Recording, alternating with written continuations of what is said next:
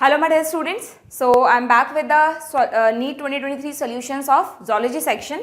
You know कि कल हम लोगों ने बॉटनी के सभी क्वेश्चंस जो कि नीट 2023 में पूछे गए थे उनको डिटेल में डिस्कस किया। हर एक क्वेश्चन के पीछे क्या कॉन्सेप्ट है, क्वेश्चन मेमोरी बेस्ड था या कॉन्सेप्चुअल था, सब चीज़ें हमने डिस्कस की थी। तो आज हम जोलॉजी के क्वेश्चंस देखने वाले हैं। अगर मैं ओवरऑल बात करूं तो जैसा कि लास्ट ईयर पेपर था वैसा ही इस बार भी match the column type question थे, असर्शन रीजन थे, स्टेटमेंट टाइप थे। तो पेपर का पैटर्न जो है उसके लिए बच्चे का माइंडसेट था कि हमें इस तरह के क्वेश्चंस की प्रैक्टिस करके जानी है, तो प्रॉब्लम फेस नहीं करनी पड़ी ज़्यादा बच्चों को और बहुत ही इजी क्वेश्चंस थे, पिछली बार की तरह ज़्यादा लेंदी नहीं थे। ठीक है, तो इसीलिए जो भी नेक्स्ट ईयर के एस्पिरेंट्स हैं वो अभी से प्लीज़ इस तरह के क्वेश्चंस की ज़रूर से प्रैक्टिस करके जाएं बच्चों। ये ना सोचें कि यार हो सकता है नहीं आए, तो नहीं के लिए प्रिपेयर नहीं होना है, आपको हाँ के लिए प्रिपेयर होना है कि अगर क्वेश्चन आए तो yes I will do that. ठीक है, तो चलिए देखते हैं। सबसे पहले सेक्शन ए के क्वेश्चंस। अभी तक आप लोगों को फिजिक्स, केमिस्ट्री, बॉटनी सभी के सॉल्यूशंस हमारे चैनल पर मिल गए हैं। अब हम जोलॉजी के सॉल्यूशंस देखते हैं। सेक्शन ए जिसमें कि 35 क्वेश्चंस होते हैं, सारे के सारे आपको अटेम्प्ट करने होते हैं।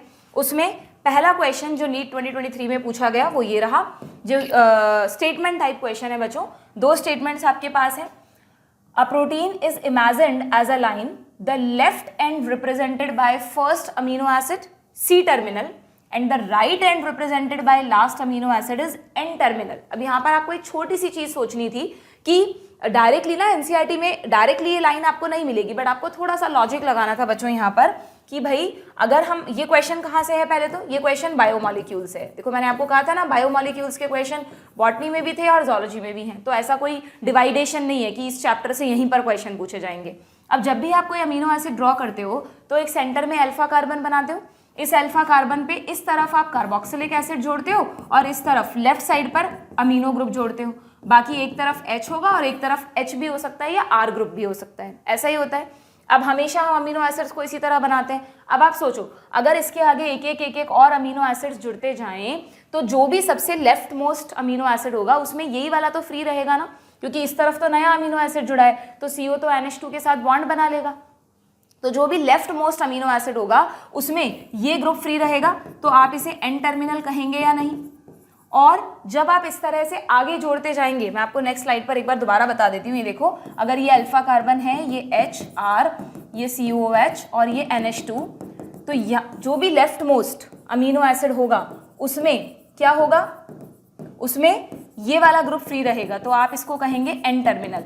अब जितने भी नए अमीनो एसिड्स इससे बॉन्ड बनाएंगे तो यहाँ पर आपको पता है पेप्टाइड बॉन्ड बना होगा। पेप्टाइड बॉन्ड यू नो क्या होता है, CO-NH बॉन्ड होता है। ठीक है, फिर ये नेक्स्ट अमीनो एसिड का कार्बन हो गया, ओके, फिर यहाँ पर नेक्स्ट जुड़ा होगा, तो ऐसे करके अलग अलग अमीनो एसिड 3, फिर अमीनो एसिड 4 जुड़ते जाएंगे। अब जो भी आखिरी अमीनो एसिड होगा खुद सोचो उसमें कौन सा ग्रुप फ्री रहेगा। हाँ, उसमें कौन सा ग्रुप फ्री रहेगा, उसमें बट ऑब्वियस यहाँ COH है ना, तो यही तो फ्री रहेगा। तो राइट साइड की अगर हम बात करें तो जो राइट मोस्ट अमीनो एसिड है उसको आप क्या कहेंगे, सी टर्मिनल। अब आप पढ़ लो। तो अगर इतना दिमाग नहीं लगाना था भाई, तो मैंने आपको डिटेल में समझाने के लिए बताया है। आपको तो सिर्फ एक अमीनो एसिड से आइडिया लग जाना चाहिए कि राइट साइड पे कार्बोक्सिलिक ग्रुप होता है, लेफ्ट पे अमीनो ग्रुप होता है, तो लेफ्ट पे एन टर्मिनल और राइट पे सी टर्मिनल। जबकि स्टेटमेंट क्या कह रहा है, स्टेटमेंट कह रहा है कि लेफ्ट पर सी टर्मिनल है और राइट पर एन टर्मिनल है, तो ये स्टेटमेंट हो गया है गलत। ठीक है, आगे बढ़े। दूसरा स्टेटमेंट था एडल्ट ह्यूमन हीमोग्लोबिन कंसिस्ट 4 सब यूनिट्स। हीमोग्लोबिन का डिटेल्ड स्ट्रक्चर एनसीईआरटी में नहीं है, बट बायोमॉलिक्यूल में लिखा हुआ है कि हीमोग्लोबिन क्वाटरनरी प्रोटीन है। और क्वाटरनरी प्रोटीन क्यों है, क्योंकि इसमें 2 अल्फा और 2 बीटा चेन्स होती हैं, और यही इन्होंने कहा है 2 अल्फा और 2 बीटा चेन्स हैं, तो ये स्टेटमेंट सही है। तो कौन सा ऑप्शन चूज करूं, statement 1 is false and statement 2 is true. ठीक है, ऑप्शन 3 हो जाएगा। सिली मिस्टेक्स मत करना जल्दीबाजी में, ये ऑप्शन मत टिक करके आ जाना कि 1 ट्रू है और 2 फॉल्स है। इन्हीं को सिली मिस्टेक्स कहते हैं और यही सिलेक्शन को रोकती हैं बच्चों। नॉलेज होने के बाद भी अगर तुम्हें ऐसा लग रहा है कि हमारा सिलेक्शन नहीं हुआ या जो भी मॉक टेस्ट तुम दे रहे हो उसमें स्कोर नहीं आ रहा, तो इसका मतलब तुम इस तरह की छोटी छोटी गलतियां कर रहे हो और इन्हें सिर्फ तुम ही पकड़ सकते हो, ये कोई भी तुम्हें सिखा नहीं सकता। तुम ही इन गलतियों को पकड़ के उन पे वर्कआउट करो, अपने ब्रेन को बार बार रियलाइज़ करवाओ कि यार इस तरह की गलतियां नहीं करनी है, तो वो ज़्यादा सजग होकर, अवेयर होकर एग्जाम में पेपर दे सकोगे। ठीक है, नेक्स्ट क्वेश्चन पर आए। लो भाई, एनिमल किंगडम का क्वेश्चन है। है ना। अब तुम क्या क्या पढ़ के जाते हो, देखो एनिमल किंगडम में कितने तरह के एग्जाम्पल्स और पता नहीं क्या क्या, और देखो क्या पूछा एनटीए ने, radial symmetry is not found in adults of, adults भी ध्यान से पढ़ लेना, ये नहीं रेडियल सिमेट्री नॉट पढ़ते ही सीधा ऑप्शन पे आ गए।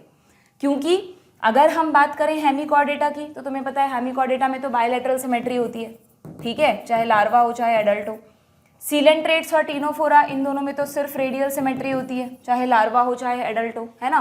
इकाइनोडर्मेटा में ज़रूर ऐसा होता है कि लार्वा और एडल्ट में से अगर तुम्हें चुनना है तो हम हमेशा क्या बोलते हैं, इसको मैं ऐसे याद कराती हूँ बच्चों को कि बेटा नंबरी बाप नंबरी बेटा 10 नंबर, यानी बेटा एक कदम आगे बढ़कर है। तो इनका जो बेटा यानी लार्वल स्टेज है वो ज़्यादा एडवांस होती है इन कंपैरिजन टू एडल्ट के।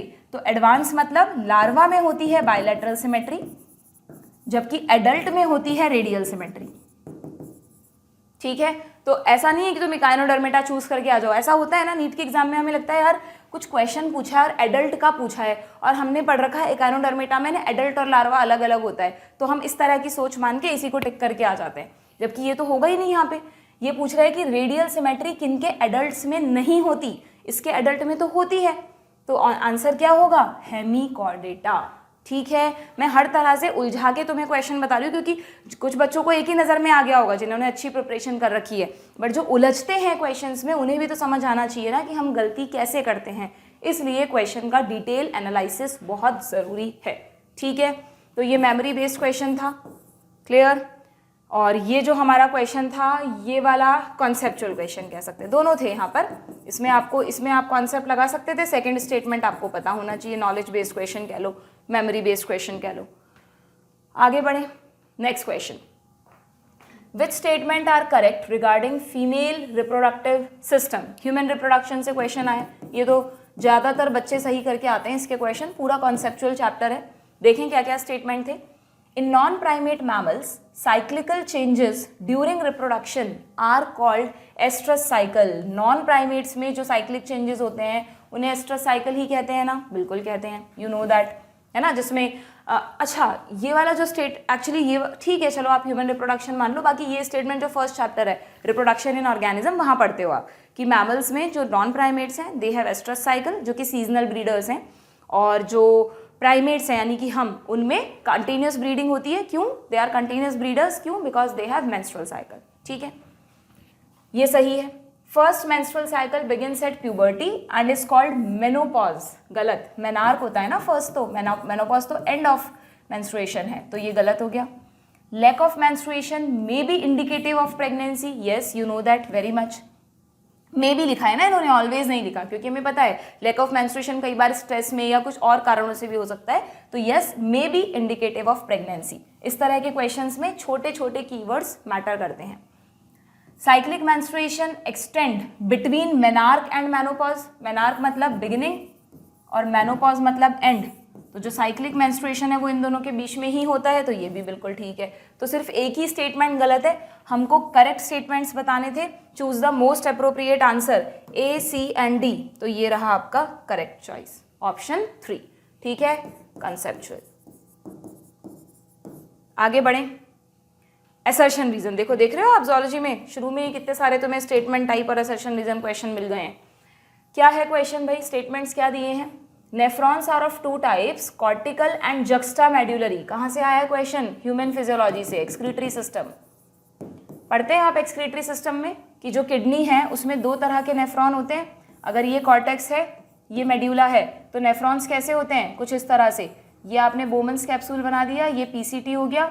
अब छोटा सा अगर लूप ऑफ हेनले है बच्चों, ये रहा डीसीटी, तब तो ये हो जाएंगे कॉर्टिकल नेफ्रॉन्स, ठीक है। और अगर इसमें लंबा लूप ऑफ हेनले होता, ये रहा इस तरह का लंबा लूप ऑफ हेनले होता, फिर डीसीटी और कलेक्टिंग डक्ट, तो आप इनको कहते हैं जक्स्ट्रा मेड्यूलरी नेफ्रॉन, ठीक है। तो ये बोल रहा है भाई नेफ्रॉन में 2 तरह के नेफ्रॉन होते हैं and based on their relative position in cortex and medulla, बिल्कुल ठीक बात है। दूसरा रीजन क्या कह रहा है, juxta medullary nephron have short loop of Henle, यहीं पर गलती कर दी है इन्होंने, शॉर्ट थोड़ी ना होता है, जक्स्ट्रा मेड्यूलरी में तो लॉन्ग लूप ऑफ हेनले होता है, हर बच्चे को पता है जिसने भी बेसिक्स पढ़ रखे हैं। तो ये स्टेटमेंट गलत हो गया, तो हमें सोचना ही नहीं है कि ये करेक्ट एक्सप्लेनेशन है भी या नहीं, क्योंकि स्टेटमेंट ही गलत है। तो सीधा सीधा आंसर हो जाएगा option 2, assertion is true and reason is false. ठीक है, ह्यूमन फिजियोलॉजी तो पूरी कॉन्सेप्चुअल है बच्चों, इसमें तो बहुत कोई होता है ऐसा कि डिसऑर्डर वगैरह के बारे में रटना पड़े, बाकी डिसऑर्डर्स भी समझने से सब आते हैं। ठीक है, नेक्स्ट फिर से ह्यूमन फिजियोलॉजी का क्वेश्चन है, कहाँ से? सेंस ऑर्गन से। सेंस ऑर्गन्स में आई से क्वेश्चन पूछा गया है, तो अगर हम ह्यूमन फिजियोलॉजी में दूसरा क्वेश्चन देख रहे हैं कहाँ से? आईज, यानी नर्वस सिस्टम में जो सेंस ऑर्गन्स हैं। ठीक है, मैच करना है आपको, आई का स्ट्रक्चर सबने पढ़ रखा होगा। फोविया आपको पता है कौन सी जगह होती है? जहाँ पर मैक्यूला ल्यूटिया भी होता है, जहाँ पर एकदम ऐसा स्पॉट होता है येलो, जिस पर कि सबसे फाइनेस्ट इमेज बनती है। तो फोविया को किससे मैच करूँ मैं? ग्रेटेस्ट विजुअल एक्विटी से मैच कर दूँ, ए को थर्ड से। लो भाई, आसान हो गई, मुश्किल एक ही ऑप्शन में दिया था तो आगे बढ़ने की जरूरत ही नहीं है, फोर्थ। बट तुम्हारी नॉलेज के लिए, क्योंकि हम रिवीजन भी कर रहे हैं, तो आइरिस जो आपको पता है क्या है? कलर्ड पोर्शन ऑफ आई है। ब्लाइंड स्पॉट क्या है? ब्लाइंड स्पॉट वो जगह है बच्चों जहां से ऑप्टिक नर्व लीव करती है और वहां पर फोटो रिसेप्टर सेल्स नहीं होते हैं। इसी वजह से अगर कभी ब्लाइंड स्पॉट पे इमेज बनती है तो कुछ दिखाई नहीं देगा। ठीक है, और स्क्लेरा तो सबसे एक्सटर्नल लेयर है ही। ठीक है, आगे बढ़ जाएं, नेक्स्ट उस पर आ जाएं। चलो, ये थोड़ा सा आप कह सकते हैं यहाँ पर ठीक है, मैं मानती हूँ यहाँ पे कॉन्सेप्ट के साथ साथ आपको थोड़ा सा मेमोरी भी होना चाहिए कि आई के स्ट्रक्चर में कौन सा क्या करता है, वो भी ज़रूरी है पता होना। ठीक है, next, which are not considered as the part of endomembrane system. ये देखो, सेल बायोलॉजी का क्वेश्चन आया है। हमने देखा बॉटनी में चार क्वेश्चन देखे थे शायद हमने, जो सेल डिवीजन से थे, 4 या 5, और सेल स्ट्रक्चर से क्वेश्चन आया है यहाँ पे जूलॉजी में। क्या क्वेश्चन है भाई? Which are not considered, not पूछा है, as a part of endomembrane system. Endomembrane में कौन कौन आता है? सबने पढ़ रखा होगा, ER, GB, lysosome and vacuole. इसको कई बच्चे ऐसे भी याद करते हैं, EGLV। ठीक है, ER, GB, लाइसोसोम और वैक्यूल। तो तुमसे पूछा है इनमें से कौन इसका पार्ट नहीं है, तो बताओ कौन कौन नहीं है? माइटोकॉन्ड्रिया नहीं है, क्लोरोप्लास्ट नहीं है और पेरोक्सीसोम नहीं है। ये दोनों तो हैं। तो क्या ऑप्शन चूज करें हम? ACE। कहाँ है? ACE। देखो, तुम देख रहे हो कि क्वेश्चन पेपर में सिर्फ नॉलेज काम नहीं करेगी, नॉलेज के साथ साथ एक्यूरेसी भी बहुत चाहिए। अब जो क्वेश्चन पेपर्स पूछता है NTA, वहाँ पर आप NCERT अच्छे से पढ़ के गए हो, बट साथ साथ में आपका दिमाग एकदम सही चलना चाहिए वहाँ पर, है ना। आप पता लगा आपको पता है एंडोमेम्ब्रेन सिस्टम है, मुझे नहीं लगता ऐसा कोई भी बच्चा होगा जिसको नहीं पता होगा। बट अब चूज करते वक्त अगर जरा सी भी गलती होगी तुमसे, AD एंड E देख लिया तुमने, तो अननेसेसरी माइनस, मतलब 5 नंबर खो दिए ना तुमने। 4 तो तुम्हें मिल ही सकते थे, पता था ये क्वेश्चन, और -1 और हो गया, तो 5 नंबर का लॉस हो गया पूरा। इधर से उधर हो सकता है, 605 पे कॉलेज मिल सकता है, 600 पे हो सकता है कुछ ना मिले, पूरा 1 साल दोबारा ड्रॉप लेना पड़े। तो ये छोटी छोटी चीज़ों का ध्यान रखना बहुत ज़रूरी है। ठीक है, clear? Okay, memory based question. Next question पर आते हैं। ब्रॉड पाम, देखो जेनेटिक्स के क्वेश्चन बॉटनी में भी थे, जूलॉजी में भी हैं। क्या क्वेश्चन है? बॉटनी में हमने देखा था क्लाइनफेल्टर सिंड्रोम का एक क्वेश्चन आया था। अगर हम जेनेटिक डिसऑर्डर्स की बात करें, यहाँ पर क्या पूछा है? Broad palm with single palm crease is visible. इसमें तो ज़्यादा सोचने की जरूरत ही नहीं है, वेरी इजी क्वेश्चन। किसकी बात हो रही है? ये सिम्टम किस में दे रखा है? डाउन सिंड्रोम में। फोटो भी दिखा रखी है एक बच्चे की कि उसमें पाम क्रीज अलग तरह की होती हैं, फिंगर लूप्स अलग तरह के होते हैं। ठीक है, तो easy, very easy question. Down syndrome के सिम्टम्स पता है, you can do this. Next question, match the column. ये क्वेश्चन अगेन ह्यूमन फिजियो से आया है। ह्यूमन फिजियो में ECG, चलो मैं चैप्टर का ही नाम लिख देती हूँ, सर्कुलेटरी, है ना, सर्कुलेटरी सिस्टम में ECG से क्वेश्चन पूछा है। ECG बहुत इंपॉर्टेंट है, अभ्यास में हमने किया भी था बहुत अच्छे से इस क्वेश्चन को।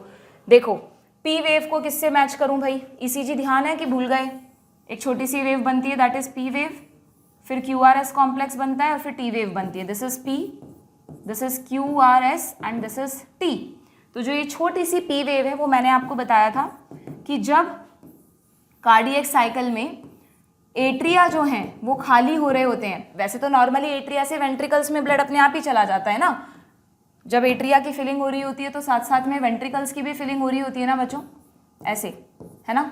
बट जो थोड़ा बहुत ब्लड एट्रिया में रह जाता है उसको वेंट्रिकल्स में डालने के लिए सिर्फ 0.1 सेकेंड के लिए दोनों एट्रिया सिस्टोल करते हैं, जिससे वो बचा कुचा ब्लड भी वेंट्रिकल्स में चला जाए। और वो जो 0.1 सेकेंड का कॉन्ट्रैक्शन होता है वो ECG में एक छोटी सी वेव की फॉर्म में रिकॉर्ड हो जाता है। तो 0.1 सेकेंड के लिए जो एट्रियल सिस्टोल हुआ है दैट इज P वेव। और सिस्टोल का मतलब कॉन्ट्रैक्शन, यानी कि काम किया है एट्रियल मसल्स ने, दैट इज डीपोलराइजेशन।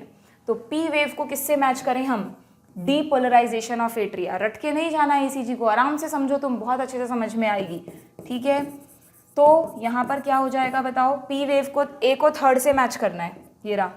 अगेन मुश्किल आसान कर दी आंटी ने, तुमको ज़्यादा नहीं उलझाया कि भाई ज़्यादा टाइम वेस्ट नहीं करना बच्चों का, एक अगर आता है तो उनको बता दो सही आंसर क्या है, तो ऑप्शन फोर्थ हो जाएगा। बाकी यू मस्ट नो कि अगर हम बाकी की बात करें, जैसे क्यूआरएस कॉम्प्लेक्स की बात करें, तो जब वेंट्रिकल्स में ब्लड फिलिंग हो चुकी है, तो अब जब दोनों वेंट्रिकल्स सिस्टोल करते हैं, ब्लड को पंप करते हैं अपने अपने एओर्टा में, तो वेंट्रिकुलर सिस्टोल जो है वो सबसे हाईएस्ट इंटेंसिटी का होगा, तो उसके लिए क्यूआरएस कॉम्प्लेक्स बनता है।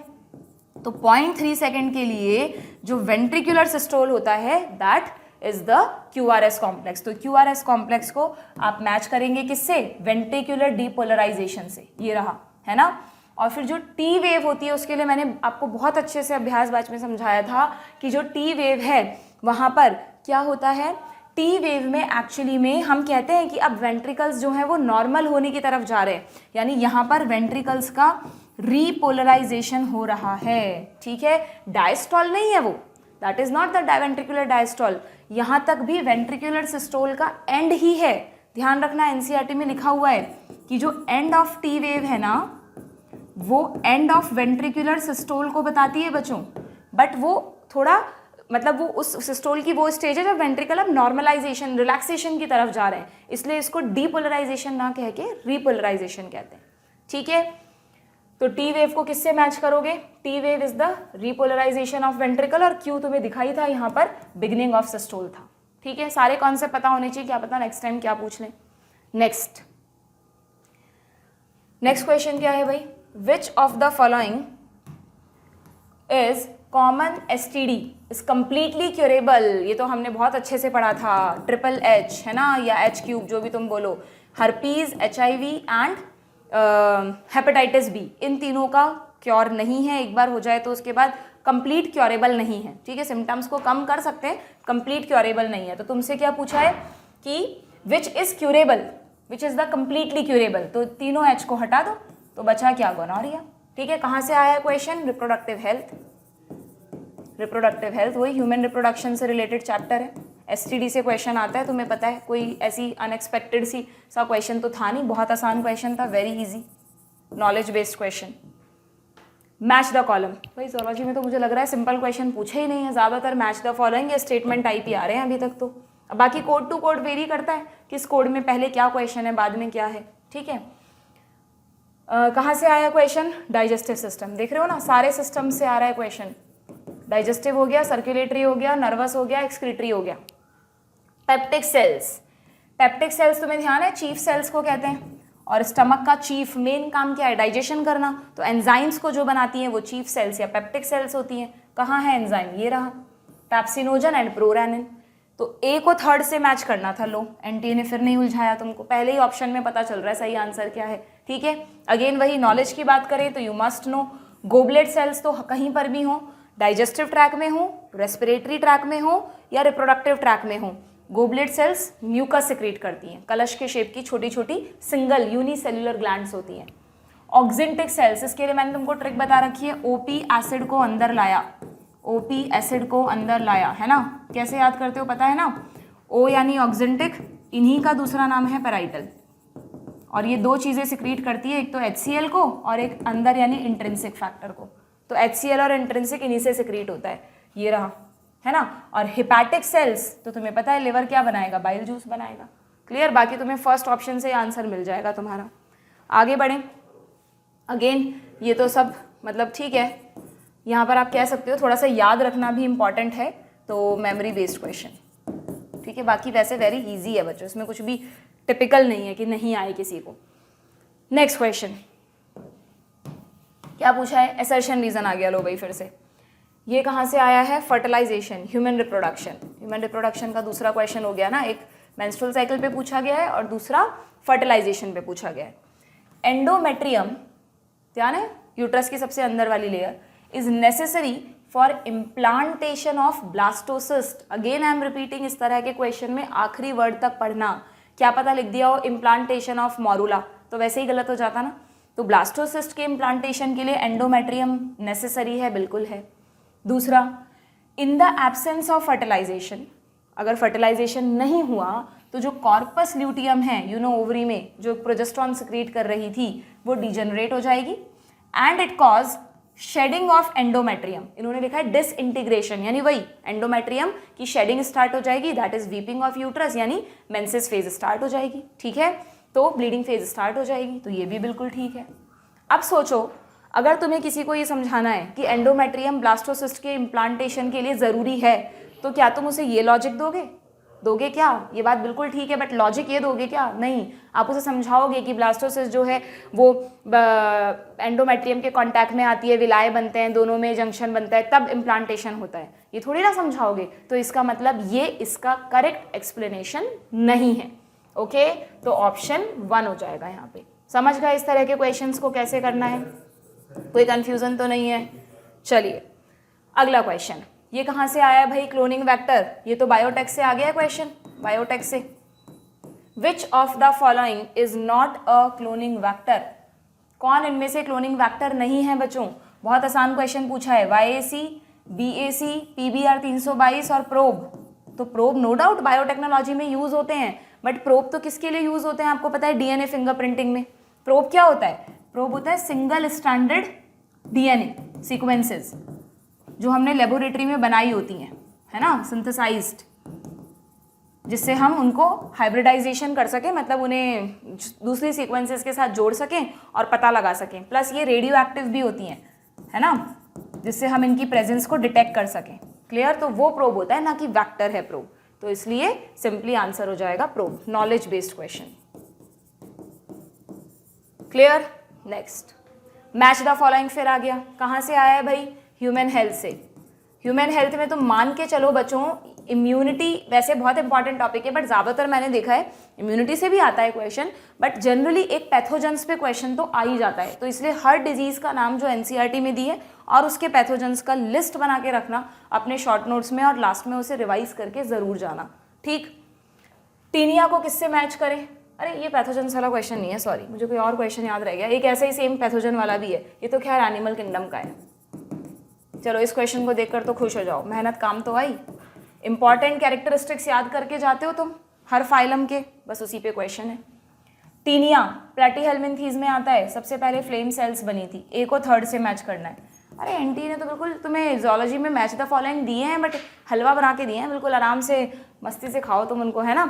एकदम देखते ही क्वेश्चन आ रहा है, आंसर पता चल रहा है हमको, फर्स्ट ऑप्शन से आगे बढ़ने की जरूरत ही नहीं है। बॉटनी में ऐसा नहीं था, बॉटनी में सेकंड या थर्ड पे भी जाना पड़ रहा था, हमने देखा था। ओके, फिर भी जस्ट फॉर नॉलेज, पैरामीशियम को किससे मैच करूँ? कॉन्ट्रैक्टाइल वैक्यूल से। पेरीप्लेनेटा, कितने बच्चे हैं जिन्हें नहीं पता कि ये कॉकरोच का साइंटिफिक नेम है? ऐसी गलती नहीं होनी चाहिए। पेरीप्लेनेटा में वैसे तो तुम यूरिकोज ग्लैंड हो सकता है कुछ बच्चों को बहुत नया सा लग रहा हो, ये कहाँ से आ गया मैम, क्योंकि आप इंसेक्ट्स में जनरली मेल्फीजियन ट्यूब्यूल पढ़ते हैं एक्सक्रीटरी ऑर्गन में, है ना। बट यहाँ पे आपकी एनसीईआरटी में जो कॉकरोच के लिए अलग से चैप्टर है उसमें दे रखा है कि उन कॉकरोचेज में मेल्फीजियन ट्यूब्यूल के अलावा फैट बॉडी, यूरिकोज ग्लैंड वगैरह भी प्रेजेंट होती हैं। अभी देखना है, ऐसा एक क्वेश्चन और आया जोलॉजी में, बिल्कुल सेम पूछ लिया, सेम पेपर में यहाँ भी पूछ लिया तुमसे, और एक और क्वेश्चन आया मुझे ध्यान है जिसमें आपको सेलेक्ट करना है कि इनमें से कौन कौन से एक्सक्रीटरी ऑर्गन्स हैं कॉकरोच के। ठीक है, तो ठीक है, हो गया होगा रिपीट, कोई नहीं। देन फेरेटिमा, फेरेटिमा पता है ना अर्थवॉर्म का नाम है। अब ये मत कह देना मैम अर्थवॉर्म में से कहाँ से क्वेश्चन आ गया, तो एनिमल किंगडम में पढ़ते हो ना तुम, अर्थवॉर्म एनेलिडा का है तो नेफ्रीडिया से मैच कर लो। ठीक है, क्लियर। एनिमल किंगडम तो पूरा मेमोरी बेस्ड होता है, आपको पता होनी चाहिए चीज़ें। नेक्स्ट, स्टेटमेंट टाइप आ गया फिर से, ऐसा लग रहा है जैसे मैं तुम्हें स्टेटमेंट टाइप क्वेश्चंस की प्रैक्टिस करा रही हूँ, ज़्यादातर वही क्वेश्चंस है। लिगामेंट्स, कहाँ से आया question? Animal tissue, structural organisation of animals. Ligaments are dense irregular tissue, सही है क्या ये बात? बता दो फटाफट। लिगामेंट्स आपको पता है, अगर हम कनेक्टिव टिश्यू की बात करें तो उसमें लूज, डेंस और स्पेशल। लूज में तो कोई डाउट ही नहीं है, एरियोलर एंड एडिपोज। डेंस में आपको याद रखना पड़ता है रेगुलर एंड इरेगुलर, उसमें भी कोई कंफ्यूजन नहीं है। रेगुलर में दो एग्जांपल्स पढ़ते हो तुम, टेंडन एंड लिगामेंट, ठीक है। इर्रेगुलर तुम्हारी स्किन की डर्मिस में, और स्पेशलाइज में तो तुमको पता है ब्लड, लिम्फ, है ना, लिक्विड में हो गए ये दोनों, मतलब फ्लूइड में हो गए, और हार्ड में बोन और कार्टिलेज। ये क्लासिफिकेशन जिस बच्चे को टिप्स पे नहीं है उसका ये चैप्टर अभी हुआ ही नहीं। जिस बच्चे ने ये चैप्टर कर लिया और क्लासिफिकेशन नहीं पता, ऐसी गलतियां मत किया करो। इतनी इंपॉर्टेंट चीज़ें तो बच्चों बिल्कुल टिप्स पे होनी चाहिए तुम्हारे, ठीक है। फिर तुम कहोगे कि मैम बायो में ज़्यादा टाइम चला गया, तो भाई बायो में टाइम बचाने के लिए you have to understand the concept first and then you have to read again and again. जितना रिवीजन करोगे उतना आप क्वेश्चन पेपर एक्यूरेटली कर पाओगे और जल्दी टाइमली कर पाओगे। तो लिगामेंट को डेंस इर्रेगुलर कहा है इसने, गलत कहा है, और कार्टिलेज को डेंस रेगुलर कहा है। अब कोई बच्चा वहां पे लिगामेंट और कार्टिलेज को एक जैसा समझ जाए तो फिर वो सिली मिस्टेक हुई। कार्टिलेज तो सीधा सीधा स्पेशलाइज्ड है, दोनों ही गलत हैं। तो कहाँ है, ये रहा, बोथ आर फॉल्स, ठीक है। Memory based question. Next, which function is carried out by cytoskeleton in a cell. Cytoskeleton इनमें से क्या करता है, पहले तो बताओ। ये लो, सेल बायोलॉजी का एक और क्वेश्चन आ गया। ऐसा लगता है ऐसे डिवाइड कर दिया कि सेल डिवीजन के क्वेश्चन बॉटनी में पूछ लो और स्ट्रक्चर ऑफ सेल के क्वेश्चन जूलॉजी में पूछ लो, ठीक है। साइटोस्केलेटन क्या है बच्चों, साइटोस्केलेटन में आपको पता होना चाहिए क्या क्या आता है। माइक्रोट्यूब्यूल्स, क्या पता अगली बार यही पूछ ले। माइक्रोफिलामेंट्स, ट्यूब्यूल्स हैं तो हॉलो होंगी, जो वो सब बनाती है ना, स्पिंडल फाइबर, सेंट्रियोल, सीलिया फ्लैजिला, वो 9+2 वो सब माइक्रोट्यूब्यूल ही तो बनाती है। Microfilament solid structure, specially actin की बात कर लो तुम। एक्टिन मायोसिन होते हैं ना मसल्स में, वो एक तरह से माइक्रोफिलामेंट्स हैं, सभी सेल्स में होते हैं। और एक होते हैं इंटरमीडिएट फिलामेंट्स। तो तुमसे पूछा है इनमें से कौन सा फंक्शन साइटोस्केलेटन का है, ठीक है। अब तुम बताओ, प्रोटीन सिंथेसिस तो राइबोसोम का फंक्शन होता है ना। मोटिलिटी क्लियरली एनसीईआरटी में लिखा हुआ है, ज़्यादा डिटेल नहीं है एनसीईआरटी में साइटोस्केलेटन की, बस एक तो नाम है कि कौन कौन आता है, और एक जनरलाइज लाइन है कि साइटोस्केलेटन हमारी बॉडी में मोटिलिटी में हेल्प करता है। सोचो क्यों, क्योंकि मोटिलिटी के लिए सेल्स में सीलिया एंड फ्लैजिला चाहिए, मतलब बॉडी नहीं कह रही, सॉरी बॉडी बोल दिया मैंने, सेल्स की बात हो रही है। तो साइटोस्केलेटन किसी भी सेल को मोटिलिटी में हेल्प करता है, क्योंकि माइक्रोट्यूब्यूल किसे बनाती हैं, सीलिया फ्लैजिला को, और you know they are responsible for motility.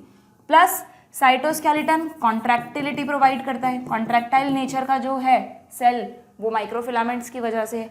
Plus ये सेल को मैकेनिकल स्ट्रेंथ प्रोवाइड करता है। क्यों, तुम सोचोगे मैम ये कैसे पॉसिबल है, क्योंकि मैंने जिन बच्चों ने पढ़ा है मुझसे उनको पता है, मैंने क्लास में एक आपको डायग्राम दिखाया था, कि अभ्यास बैच में भी दिखाया था, वो तो सबके लिए था, कि इंटरमीडिएट फिलामेंट्स जो हैं वो पूरे सेल में न्यूक्लियस से लेकर मेम्ब्रेन तक एक नेटवर्क बना के रखते हैं। तो उससे सेल को थोड़ी सी स्ट्रेंथ मिल जाती है, और स्ट्रेंथ मिलने के साथ साथ जो शेप है ना सेल की, मेंटेन शेप ऑफ सेल, वो भी मेंटेन रहती है। क्योंकि अगर हम बच्चों एनिमल सेल की बात करें तो हमारे पास सेल वॉल तो है नहीं, तो हमारी सेल्स कैसे अपने साइज को, शेप को मेंटेन करेंगी, तो उसमें उनकी मदद करता है साइटोस्केलेटन, ठीक है। तो ट्रांसपोर्टेशन कहीं से भी इसका फंक्शन नहीं है, न्यूक्लियर डिवीजन में भी इसका कोई रोल नहीं है, तो सीधा सीधा आंसर हो जाएगा ऑप्शन 2 मोटिलिटी, ठीक है। क्लियर, आगे बढ़े। क्या कहेंगे इसको हम, मिक्स क्वेश्चन है बच्चों ये, ठीक है। यहाँ पे सब चीज़ें मिली जुली आपके काम आ रही हैं, नॉलेज भी, कॉन्सेप्ट भी। Next, match the column.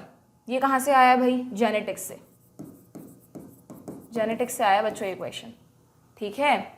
और यहाँ पर क्वेश्चन आया है लेक ऑपेरॉन से। लेक ऑपेरॉन में बता दो भाई क्या बताना है तुमको। यहाँ पर इन सब के फंक्शन पूछे हैं, अगर तुमको ध्यान हो, बहुत बड़ी ऐसी ट्रिक बना रखी थी हमने, ये आई जीन, ये प्रमोटर, ये ऑपरेटर, और ये अगर ZYA हैं तो हमने याद किया था इन तीनों से बनता है BPT, bachelor of physiotherapy, BPT, ठीक है। जो भी तुम ट्रिक बना के रखो, तो Z कोड करता है बीटा गैलेक्टोसाइडेज के लिए। Z किसके लिए कोड करता है, बीटा गैलेक्टोसाइडेज के लिए, ठीक है।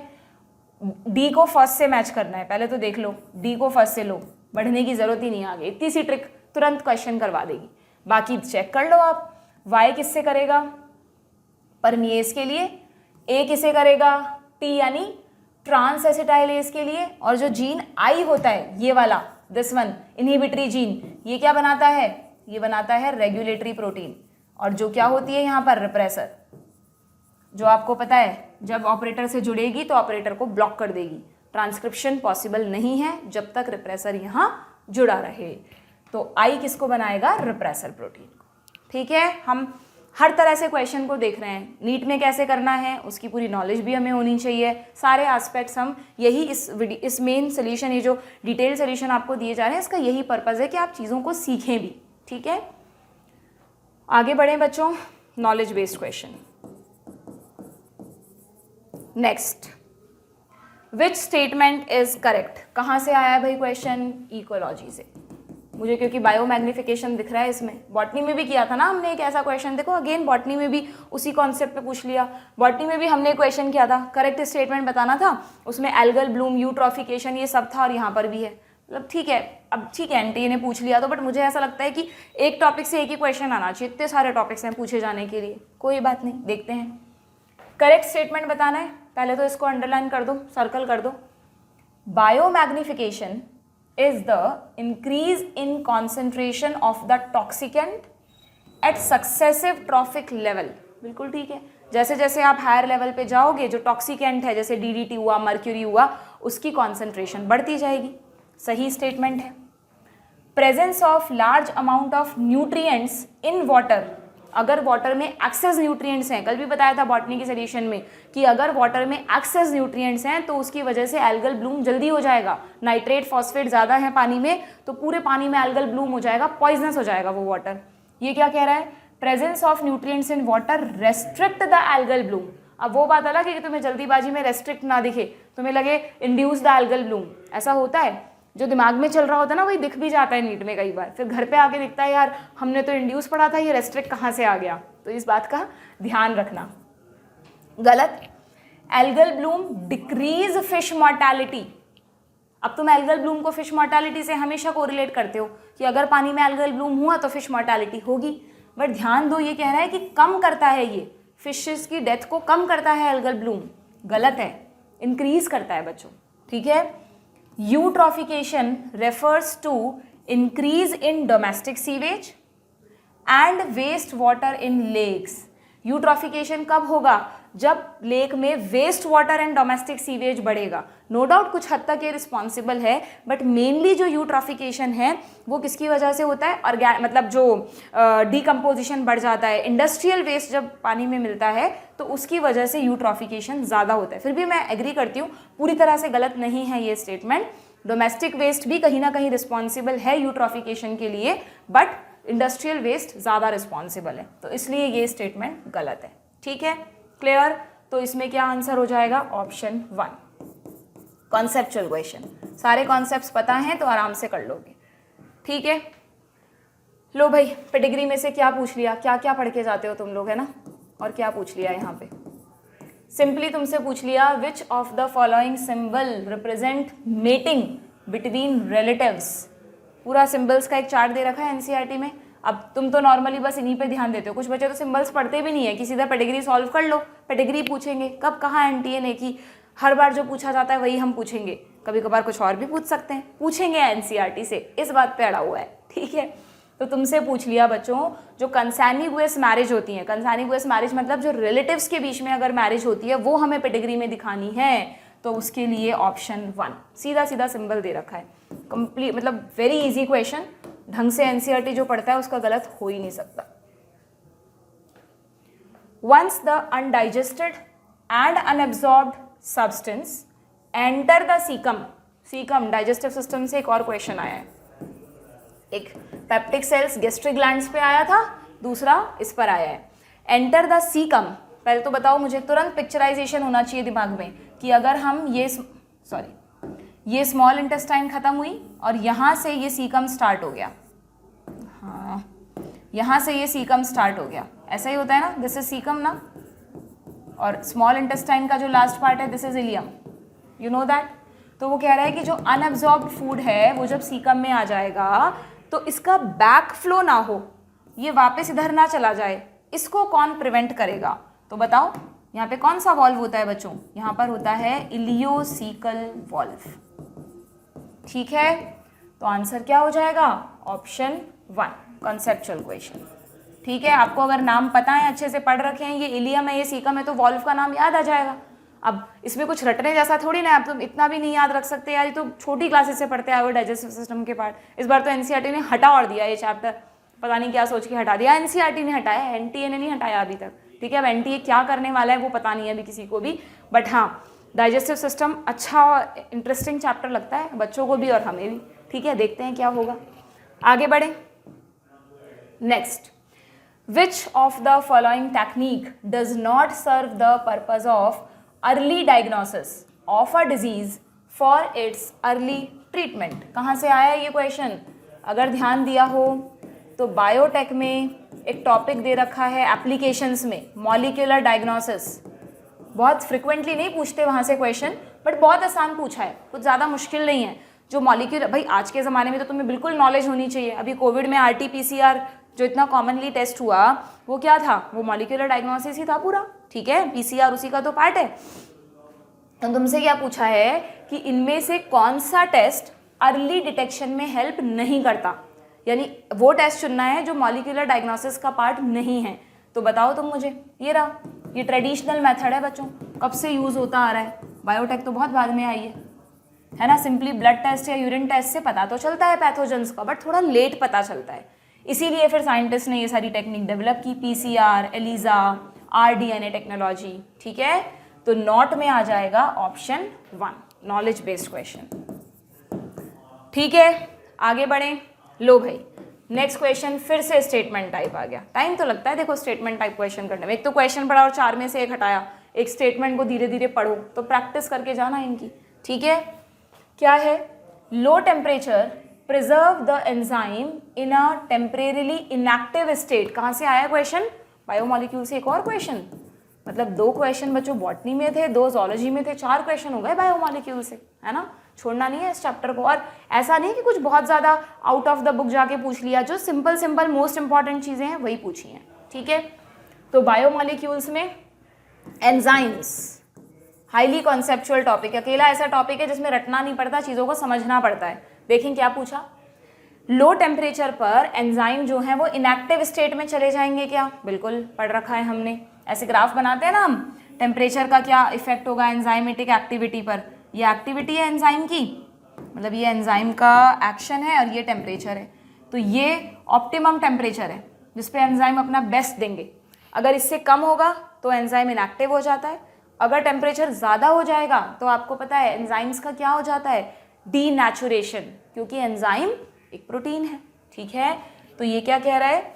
Whereas high temperature destroy the enzyme because proteins are denatured by heat. Last word तक पढ़ना है ऐसे क्वेश्चंस को, बिल्कुल ठीक है। सेकंड क्या कह रहा है? When the inhibitor closely resemble the substrate, when the inhibitor closely, अरे कॉम्पिटिटिव इनहिबिटर यहाँ भी पूछ लिया, बॉटनी में भी हमने देखा था, मेलोनेट का क्वेश्चन आया था ना एक। चलो कोई बात नहीं, बहुत रिपीटिशन हुए हैं इस बार टॉपिक्स के, ठीक है। क्या कह रहा है क्वेश्चन कि अगर इनहिबिटर और सबस्ट्रेट रिजेंबल कर रहे हैं, अगर ये ट्रायंगुलर है ये भी ट्रायंगुलर है in its molecular structure and inhibit the activity of enzyme, तो बट ऑब्वियस ये एंजाइम की एक्टिव साइट है तो दोनों ही जुड़ सकते हैं, तो it is known as competitive inhibition. पता है आपको कॉम्पिटिटिव इनहिबिशन वही तो होता है जिसमें दोनों की शेप रिजेंबल करे। अगर शेप रिजेंबल नहीं करती तो नॉन कॉम्पिटिटिव या एलोस्टेरिक, ठीक है। तो ये स्टेटमेंट भी बिल्कुल ठीक है। अब सोचो, नहीं अच्छा इसमें तो असर्शन रीजन तो है ही नहीं, सिर्फ ये बताना है सही है कि गलत, तो दोनों सही स्टेटमेंट्स हैं। कहाँ है ये वाला ऑप्शन? ये रहा। अच्छे से पढ़ के टिक करना, गड़बड़ मत करना एग्जाम में, ठीक है। आगे बढ़ें। लो भाई अगले क्वेश्चन पर आते हैं। इसको कैसे कैटेगराइज करें? नॉलेज बेस्ड, मतलब कॉन्सेप्चुअल बच्चों, हाईली कॉन्सेप्चुअल क्वेश्चन, ठीक है। आगे बढ़ें। लो भाई, match the column type. Type of joints कहाँ से पूछा है? Locomotion and movement. Human physio का ये चैप्टर रह रहा था ना, अभी एक हार्मोन भी रह रहा है, देखते हैं हार्मोन से कौन सा क्वेश्चन पूछा है। एक तो पूछा होगा, हर चैप्टर से एक एक तो डेफिनेटली आता है। लोकोमोशन एंड मूवमेंट में क्या पूछा है भाई? देखें, जॉइंट्स पे क्वेश्चन आया है, बहुत इंपॉर्टेंट है, अभ्यास में भी बहुत अच्छे से हमने जॉइंट्स को रिवाइज किया था। कार्टिलेजिनस जॉइंट्स बताओ कौन सा है इसमें से? कार्टिलेजिनस जॉइंट मैंने तुमको बताए थे 2 ही जगह होते हैं मेनली जो तुम्हें याद करना है, एक तो प्यूबिक सिम्फाइसिस 2 पेल्विक बोन के बीच में, और मतलब दो क्या, पेल्विक, दो प्यूबिक बोन के बीच में, और दूसरा वर्टिब्रल कॉलम में, वर्टिब्रीज के बीच बीच में जो इंटरवर्टिब्रल डिस्क होती है वो कार्टिलेजिनस है। ठीक है, तो मिल गया क्या ऑप्शन तुम्हें, ये रहा वर्टिब्रल कॉलम में। ए को सेकंड से मैच करना है, दो ऑप्शन में है। बॉल एंड सॉकेट जॉइंट, ये रहे, दो ही तो हैं, एक तो ये ह्यूमरस और पैक्टोरल गर्डल, और दूसरा हमारे फीमर बोन का हिप बोन से जो जॉइंट है। तो यहाँ पे किससे मैच करूँ इसको मैं, बॉल एंड सॉकेट को इससे कर दूँ, ह्यूमरस एंड पैक्टोरल गर्डल। यहाँ पे आपको थोड़े से नाम याद भी होने चाहिए, एकदम से याद नहीं आता कि पैक्टोरल गर्डल क्या था, पेल्विक गर्डल क्या था, तो समझने के बाद इस टॉपिक को याद करना ज़रूरी है। फाइब्रस जॉइंट अगर आपको पता हो तो इमूवेबल जॉइंट होते हैं जो मूव नहीं करते, तो आपको पता है स्कल में होते हैं ये रहे। और सैडल जॉइंट ये रहा आपका, सैडल घोड़े की सीट जैसा। सैडल जॉइंट कहाँ होता है, ये कार्पल आपकी, सॉरी ये कार्पल और ये मेटाकार्पल, थंब की जो मेटाकार्पल है और यहाँ पे जो कार्पल बोन होती है उनके बीच में। ठीक है, इसी वजह से तो हमारी इतनी अच्छी ग्रिप होती है, वरना सोचो बाकी एनिमल्स की तरह अगर हमारा अंगूठा ऐसे होता फिंगर्स के पैरेलल तो हम चीज़ों को ईजिली उठा नहीं पाते बच्चों। ठीक है, तो सैडल जॉइंट को इससे मैच कर दो, तो ए को सेकंड से, बी को फोर्थ से, और इसमें आगे तक मैच करना है, सी को फर्स्ट से। अब पता है यहाँ पे कुछ बच्चे ऐसा भी करते हैं, हालांकि इतना क्लिक करता नहीं है एग्जाम में कि ये नहीं आ रहा मान लो, तो ये मान लो सबको पता है फाइब्रस तो स्यूचर वाले जॉइंट्स हैं इमूवेबल, तो ये हमें पता है ये होगा, तो सी का फर्स्ट देख लिया, एक ही ऑप्शन में है, तो उससे भी फिर थोड़ा सा टाइम बचा लेते हैं। ठीक है, तो प्रैक्टिस के ऊपर है, जितनी प्रैक्टिस करोगे उतना अच्छे से चीज़ें होंगी, मेमोरी बेस्ड क्वेश्चन। ठीक, क्लियर, आगे बढ़ो। फिर स्टेटमेंट टाइप आ गया, चलो देखते हैं क्या है, कहाँ से है, वास डेफरेंस, ह्यूमन रिप्रोडक्शन का तीसरा क्वेश्चन हो गया है ना, 3 से 4 क्वेश्चन तो नॉर्मल है, पूछ लेते हैं। Vas deferens, male reproductive system, vas deferens receive a duct from seminal vesicle and opens into urethra as ejaculatory duct. Yes, बिल्कुल सही है, तुम पढ़ते हो कि जो वास डेफरेंस आ रहा है तो यहाँ पर सेमिनल वेसिकल है, उसकी एक डक्ट आती है, तो वास डेफरेंस ने सेमिनल वेसिकल की डक्ट को ज्वाइन किया और एक इजैक्यूलेटरी डक्ट बनी और वो यूरिथ्रा में खुल जाती है। ऐसा इस तरफ होता है सेम, है ना, तो बिल्कुल सही स्टेटमेंट है, मेल रिप्रोडक्टिव सिस्टम से पूछ लिया। दूसरा स्टेटमेंट देखो, द कैविटी ऑफ सर्विक्स, ये फीमेल से पूछ लिया, अच्छी बात है, दोनों कवर हो गए एक ही क्वेश्चन में। The cavity of cervix is called cervical canal.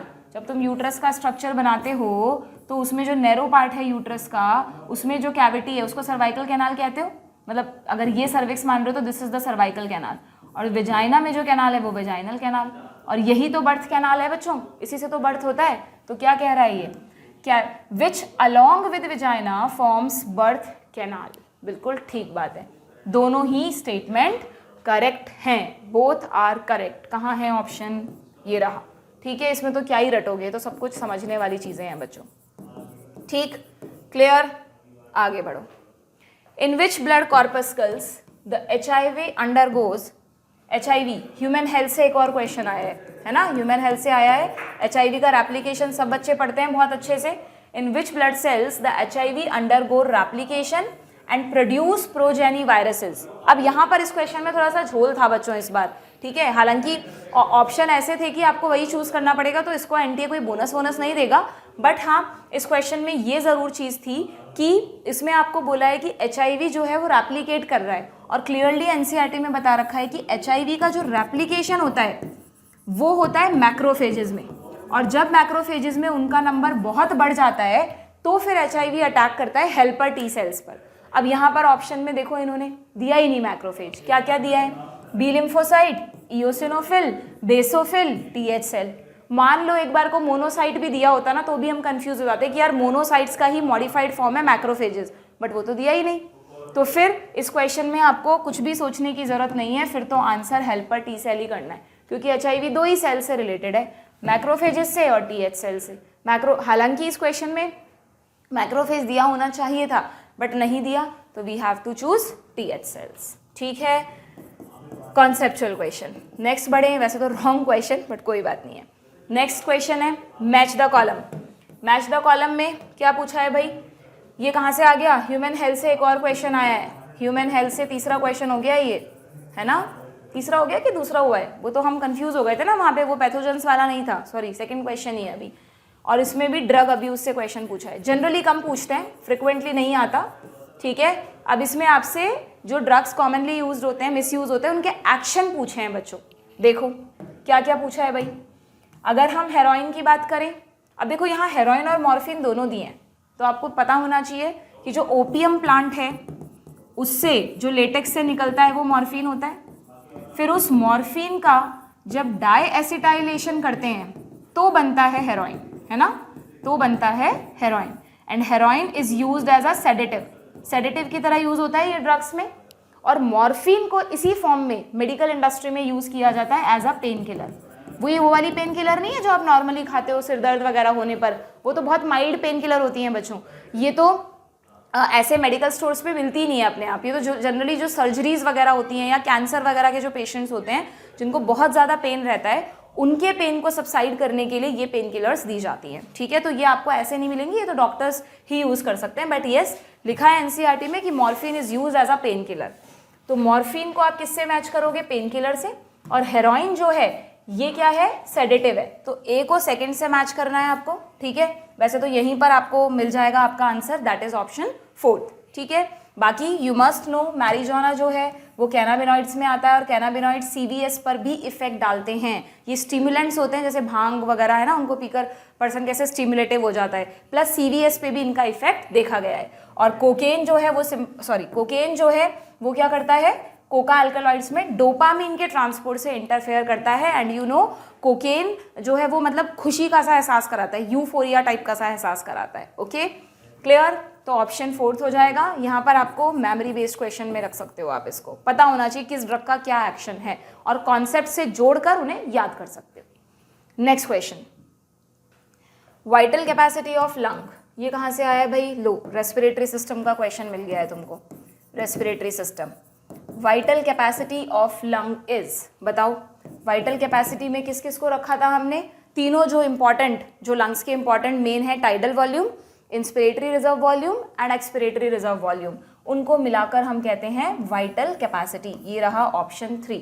Knowledge based question है, पूरी तरह से पढ़ रखा है टॉपिक, तो एक बार में आंसर आ जाएगा, ठीक है। आगे बढ़े। ऑस्ट्रेलियन मार्सूपियल्स, लो भाई एवोल्यूशन से क्वेश्चन है ना। एवोल्यूशन से तुम्हें कहा था मैंने कि होमोलोगस ऑर्गन्स पे या तो क्वेश्चन पूछते हैं या अडेप्टिव रेडिएशन, ये दो मोस्ट इंपॉर्टेंट टॉपिक है, या ह्यूमन एवोल्यूशन की हायरार्की, वो उस पर भी कम पूछते हैं। तो देखो अडेप्टिव रेडिएशन से क्वेश्चन आया है। हाँ, थोड़ा सा क्वेश्चन मेन चीज़ पे ना पूछ के थोड़ा अलग टाइप के से पूछा है। अडेप्टिव रेडिएशन में तुमने देखा होगा एनसीईआरटी में डायग्राम है, एक तो मार्सूपियल्स का रेडिएशन है पूरा, और एक डायग्राम में कंपेयर किया है मार्सूपियल को प्लेसेंटल मैमल्स से। तो यहाँ तुमसे क्या पूछा बच्चों? Select the correct group of Australian marsupials exhibiting adaptive radiation. तुम्हें 3-3 के सेट बना के दे दिए और तुम्हें वो सेट चूज करना है जिसमें सारे ऑस्ट्रेलियन मार्सूपियल्स हो, एक भी प्लेसेंटल मैमल उसमें नहीं होना चाहिए। यहाँ मैं मानती हूँ कुछ बच्चे कंफ्यूज हुए होंगे क्योंकि एग्जैक्टली ना वो नाम इतने कंफ्यूजिंग है, हमको नहीं याद रहता कि कौन मार्सूपियल है और कौन प्लेसेंटल मैमल है। बट जिसने 3-4 बार उस डायग्राम को देखा है, कुछ बार बार इमेजिन किया है, तो उसके सबकॉन्शियस माइंड में कहीं ना कहीं ये नाम होंगे। क्या थे ऑप्शंस? देखो, फर्स्ट ऑप्शन में numbat, spotted cuscus, flying phalanger. Second option में मोल, तो सबको पता है कि मोल 2 थे, एक तो मार्सूपियल मोल जो कि मार्सूपियल है, और प्लेसेंटल मैमल में मोल। तो जिसमें मोल है उसको तो तुम हटा सकते हो। लीमर भी सबको पता है प्लेसेंटल मैमल होता है, इजीली हटा सकते हो। कंफ्यूजन होगा इन दोनों में, ठीक है। तो उसमें बहुत ही इजीली तुम सेलेक्ट कर सकते हो बच्चों। अगर तुम्हें ये पता था ना कि बॉबकैट एक प्लेसेंटल मैमल है, तो फिर तुम इस ऑप्शन को एक्सक्लूड कर सकते हो। बट मैं मानती हूँ अगेन यहाँ पे कंफ्यूजन जाहिर है, हो सकता है, ठीक। तो नम्बैट, स्पॉटेड कस्कस और फ्लाइंग फैलेंजर, ये तीनों मार्सूपियल्स ही हैं, तो ऑप्शन 1 हो जाएगा। यहाँ बॉबकैट की वजह से गलत हो गया, बाकी दोनों तो मार्सूपियल के ही नाम है। और देखो टस्मैनियन वॉल्फ तो हमें मार्सूपियल में बहुत अच्छे से याद रहता है, तो ज़्यादा चांसेस ये हैं कि बच्चा ये वाला ऑप्शन भी टिक करके आएंगे बहुत सारे बच्चे। यहाँ भी लिख दिया marsupial mole, but this is the wrong one, ठीक है। आगे बढ़ें। लो भाई, तो ये पूरा मेमोरी बेस्ड क्वेश्चन है, अच्छे से जिसने एनसीईआरटी को घोट के पिया है वो कर सकता है इसको, ठीक। Next, match the column type, कहाँ से आया है? फिर से ये आ गया, हाँ, ये मिक्स क्वेश्चन है बच्चों, बट ठीक है, आप हार्मोन से मान सकते हो। हार्मोन्स में तुम्हें जो लास्ट में दे रखे हैं ना additional hormones, main endocrine glands के अलावा वाले, उनसे पूछ लिया। देखो कहीं से भी पूछ सकता है एनटीए। करो मैच। सीसीके पीजेड है ना, कॉलीसिस्टोकाइनिन पेनक्रियोजाइमिन, इसको किससे मैच करें? पेनक्रियास से। जीआईपी, ये सारे स्टिमुलेटिव हार्मोन्स हैं बट ये इनिबिटरी हार्मोन है, इसका नाम है गैस्ट्रिक इनिबिटरी पेप्टाइड, एंटेरोगेस्ट्रॉन भी कहते हैं इसको। तो ये गैस्ट्रिक मोटिलिटी को रिड्यूस करता है, ग्लैंड्स को सिक्रीट, मतलब ग्लैंड्स को नेगेटिव करता है कि वो जूस को सिक्रीट ना करें। कौन से जूस को? गैस्ट्रिक जूस को। तो ये कहाँ एक्शन करेगा? तो ए को फोर्थ से मैच करते ही नहीं मिलेगा आंसर, बी को मैच करना पड़ेगा तब आंसर मिलेगा। और मान लो किसी बच्चे को नहीं पता, डाइजेस्टिव हार्मोन मैंने देखा है बहुत सारे बच्चों को ना याद नहीं रहते, कंफ्यूज हो जाते हैं, तो ऐसा नहीं कि छोड़ दो आप, एएनएफ तो सबको पता है ना, एट्रियल नाइट्रियूरेटिक फैक्टर, एक्सक्रीशन में भी पढ़ते हो आप, हार्ट सिक्रीट करता है इसको, तो लो ये तो सबको पता है, सी का सेकंड होगा। और देखो कितनी अच्छी बात है, एक ही ऑप्शन में सी का सेकंड है, इसीलिए कह रही हूँ कि हर बार जरूरी नहीं है ए से ही बात बने, कभी कभार दूसरे ऑप्शन भी देख लेने चाहिए, उनसे भी बात बन जाती है, ठीक है। और एडीएच किडनी पे एक्ट करता है, ठीक है, मतलब इसमें दे दिया कि कौन सा हार्मोन किस ऑर्गन से रिलेटेड है, या तो वो ऑर्गन उसका सोर्स है या वो उसका टारगेट ऑर्गन है, ठीक, clear. Knowledge based question next, यानी इस बार देखा जाए ना तो बच्चों जूलॉजी में कॉन्सेप्चुअल क्वेश्चन ज़्यादा नहीं है, ज़्यादातर मैं देख रही हूँ या तो नॉलेज बेस्ड या मेमोरी बेस्ड क्वेश्चंस हैं। हाँ ठीक है, उनको भी याद करने के लिए आपने कहीं ना कहीं कॉन्सेप्ट यूज़ किया होता है। एसर्शन रीजन टाइप क्या है इस क्वेश्चन में पूछा, देखें किससे है, पहले तो ये देख लो किस चैप्टर से है, एमनियोसेंटेसिस। एमनियोसेंटेसिस रिप्रोडक्टिव हेल्थ में दिया है तुमको, तो रिप्रोडक्टिव हेल्थ से एक क्वेश्चन एसटीडी पर आ गया और एक क्वेश्चन एमनियोसेंटेसिस पे आ गया। इंपॉर्टेंट टॉपिक में पढ़ते हैं इसको, तो हम बताओ। Amniocentesis for sex determination is one of the strategies of RCH programme. एक नज़र में सही लग रहा होगा तुम्हें ये, लेकिन ढंग से पढ़ो क्या कह रहा है ये, कि जो आरसीएच प्रोग्राम चलाया था गवर्नमेंट ने, फैमिली प्लानिंग का आगे का जो प्रोग्राम है, उसमें एमनियोसेंटेसिस को सेक्स डिटर्मिनेशन के लिए यूज़ किया गया था क्या? नहीं। एमनियोसेंटेसिस टेस्ट क्यों आया था? To check the chromosomal defect. Sex determination तो उसका मिसयूज़ है जो कि नहीं होना चाहिए था, जिसकी वजह से इंडिया में फीमेल फीटिसाइड, जिसको आप कहते हो कन्या भ्रूण हत्या के केसेस बढ़े थे, ओके। तो क्योंकि इन्होंने लिख दिया कि ये टेस्ट तो सेक्स डिटर्मिनेशन के लिए यूज़ किया जाता है, तो ये तो बिल्कुल गलत बात हो गई, ठीक है। रीज़न दिया है बैन ऑन एमनियोसेंट, अब ये स्टेटमेंट ही गलत है, तो तुम्हें ये तो देखना नहीं कि रीज़न इसको करेक्टली एक्सप्लेन कर रहा है क्या, तुम्हें तो बस ये देखना है रीज़न सही है या गलत है।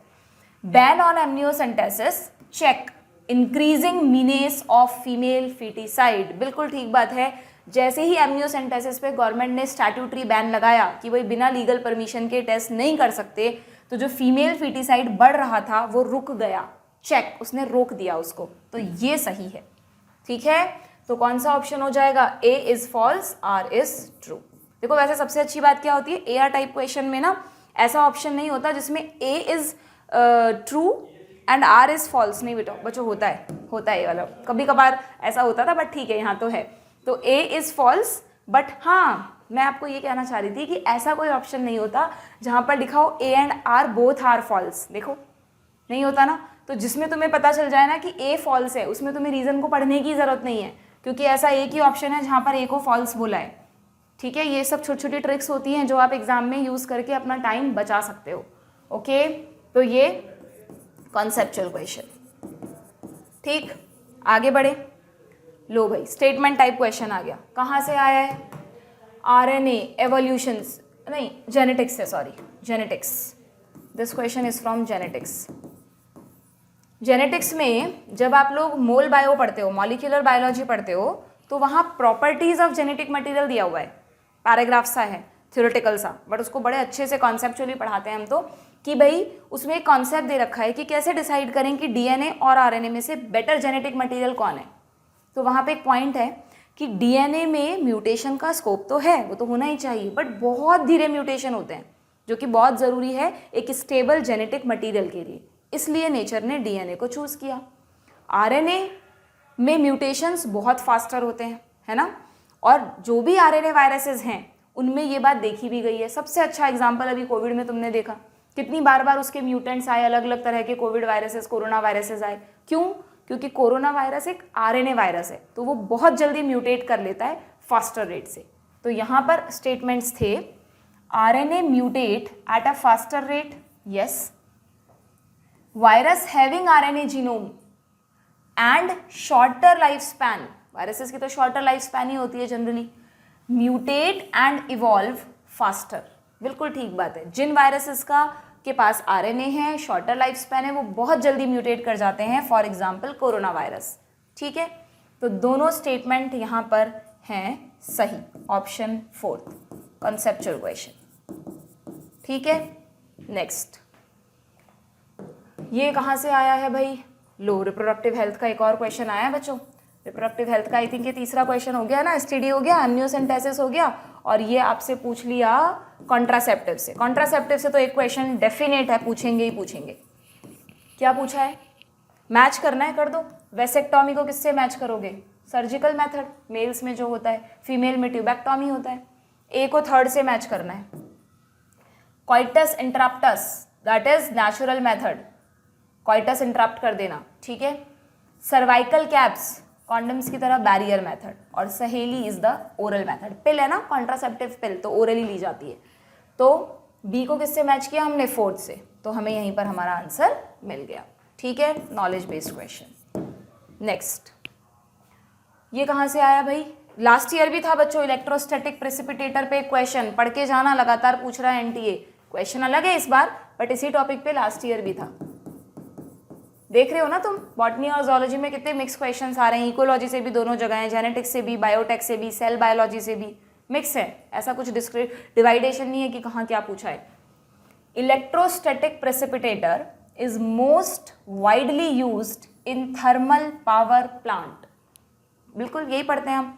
थर्मल पावर प्लांट में से जो कोल वगैरह निकल रहा है, उनको पकड़ने के लिए चिमनीज में इलेक्ट्रोस्टैटिक प्रेसिपिटेटर लगा दो, बात बन जाएगी, पोल्यूशन कम हो जाएगा.